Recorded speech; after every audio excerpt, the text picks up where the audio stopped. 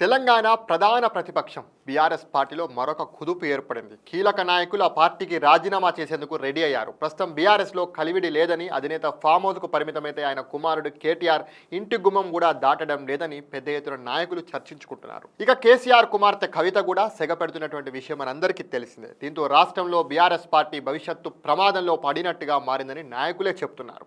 ఈ క్రమంలో పలువురు నాయకులు దీపం ఉండగానే అన్నట్టుగా తమ దారి తాము చూసుకుంటున్నారు. బీఆర్ఎస్కు రాజీనామా చేయాలని నిర్ణయించుకున్నటువంటి వారిలో మాజీ ఎమ్మెల్యేలు ఎక్కువగా ఉన్నారు. అయితే వీరు కేవలం మాజీలే కాదు, వారు స్థానికంగానే కాకుండా సామాజిక వర్గం పరంగా కూడా ఓట్లను ప్రభావితం చేయగల నాయకులు కావడం గమనార్హం.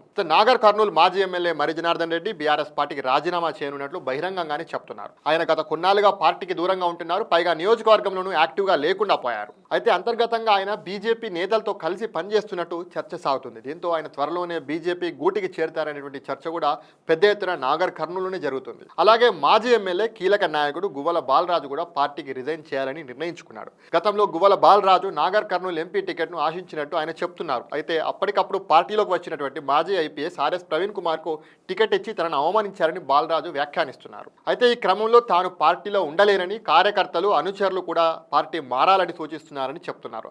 ఈయన కూడా త్వరలోనే బీఆర్ఎస్ పార్టీకి రాజీనామా చేసి బీజేపీ తీర్థం పుచ్చుకునేందుకు రెడీ అవుతున్నారు. ప్రస్తుతం వీరిద్దరే కనిపిస్తున్న అంతర్గతంగా మాత్రం మరో నలుగురు ఎదురు పార్టీకి దూరం కావడం ఖాయమని సమాచారం. మరి దీనిపై బీఆర్ఎస్ అధినాయకత్వం ఎలా స్పందిస్తుందో చూడాలి.